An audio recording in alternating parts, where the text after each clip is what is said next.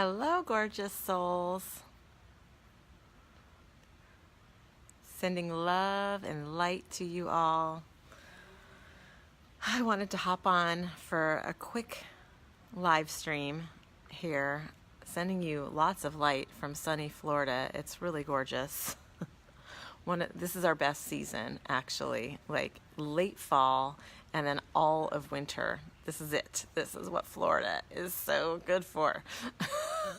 So it's fun, isn't it, when the weather shifts and your mood kind of lifts and everybody just seems to be a little bit more smiley, a little bit more springy, a spring in their step. So I want to hop on and share with you some insights that I've been having through just daily experience and also through my teachers, those that I find to be of tremendous enlightenment that I pull information from. So I've been taking a course just the last maybe a little less than a week from Marianne Williamson. And she is one of my favorite authors and one of my favorite spiritual teachers. And I want to share with you something that she talks about that I'm putting into practice, that I did kind of most formally put into practice today, and it's already shifted everything. And I want to share it because I think this is the direction we need to move in on the planet in order to bring healing, in order to bring light, in order to bring connection and shift the energy here on the earth. So Marianne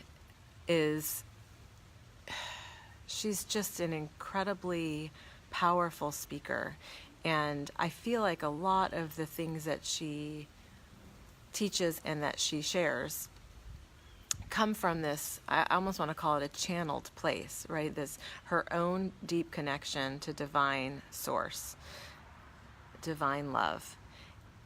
And she teaches from the perspective of a body of work called The Course in Miracles. I'm not going to go into all of that, but if you're interested, you should certainly Google it. One of the notions that she's talking about in this course I'm taking, it's a course called Teaching the Teachers. So it's really geared for those who are counselors or coaches or spiritual teachers or spiritual guides, those of us who are serving clients in the way to not just be holding space for them, but to actually be supporting them on their journeys to release what does not serve them and to call forward what would be of greatest service to them in their lives. So she makes a really important distinction between joining somebody in their woe is me, right? We all have woe is me.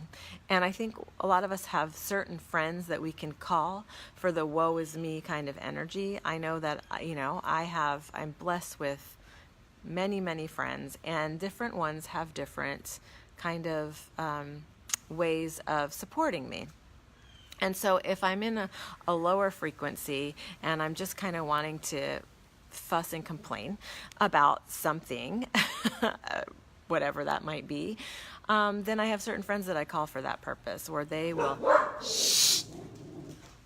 actually show up and join me in that energy. Oh yeah, girl, that sucks. I can't believe that happened to you. You should just do this or forget that or whatever. They'll join me in the energy of that lower frequency. And sometimes that feels good. It's not a lasting feel good though. So I have actually been calling on that type of energy less and less and less because I know that it does not serve me in the highest way. I know that in the moment what feels good is just being heard and kind of having someone understand me, but that's actually not an energy I want to cultivate within myself. And I know that wherever we direct our energy is what we expand. So I'm directing my energy elsewhere, my focus elsewhere.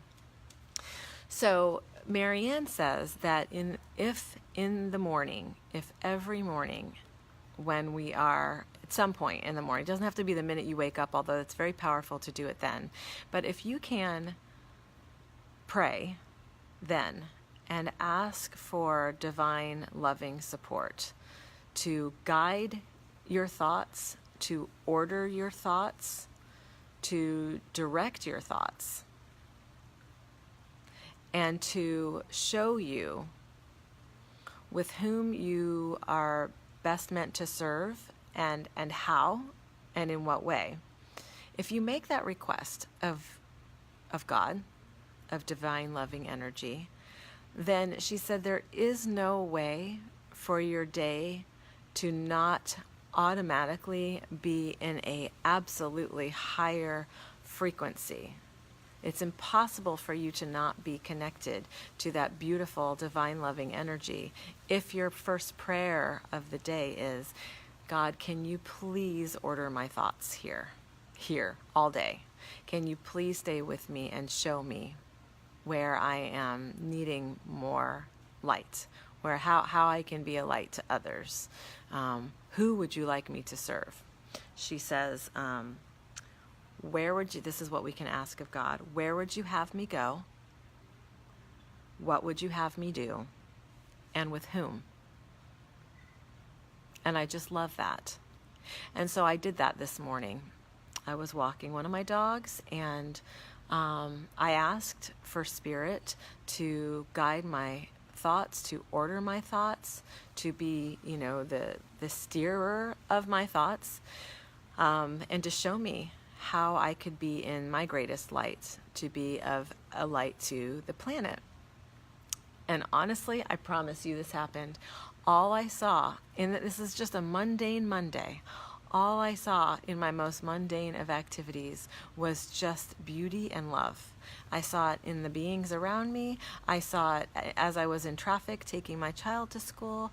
I saw it, I just felt it. I saw it in the other people, the other parents who were taking their children to school. I normally do not attune to them at all, other than to try not to run anybody over in the school parking lot. But this time I saw a dad bringing in his two kids, and all I saw was this beautiful, beautiful human with love and care and protection for his children. I hadn't looked at it in that way before. I'm all up in my headspace with where's a good parking spot and how do I get my child out safely. So it was gorgeous. Even the gentleman who was standing on the corner holding a sign asking for food or money, when I gave him money, all I saw was this gorgeous light being. I could cry telling you.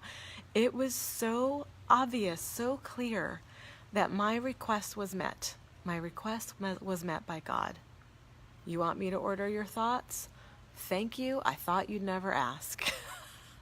I swear that's probably what God said. Thank you. I thought you'd never ask.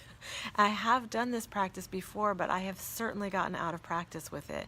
And my mental chatter has tended much towards the negative and towards lack and scarcity and fear and despair, given all the things that are going on in the world right now. And yet, we have this beautiful tool that we can use to tap into divine light, to use it.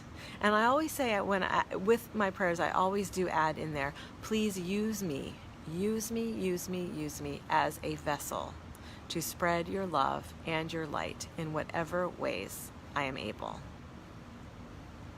And I'm telling you, it just clicked. It just worked. This is within a 1 hour time frame. I felt a complete shift of that which I was focused on and aware of. Marianne says, there's no such thing as a neutral thought. No such thing as a neutral thought. All thought creates form on some level, which is a great thing to remember because we can choose our thoughts. We can choose a different thought. Feelings just kind of come up. It's not like you can choose as easily your feeling, but where we direct our attention for our thoughts, we can choose that. And so if you're in a thought pattern, I'll use myself as an example. When I'm in a thought pattern that is feeling very constrictive, very weighty and heavy on my heart, I have the option to choose a different thought, to shift my attention into a different direction. It could be to anything else other than what I'm ruminating on at the moment. So if all of our thoughts create form on some level, then it's a good idea for us to choose those thoughts very carefully. I'm trying to think if there's anything else I want to highlight. No, I pretty much covered it. Hey, Allison. Oh, maybe you can catch the replay, lovey. Good to see you, girl. All right, beautiful souls. Allison, I cannot wait to see you in Austin. I am so excited. Never been. And I can't wait to meet you and some of your friends and give you a big old hug, if you'll let me smush you up. All right. Take care, you guys, and pray.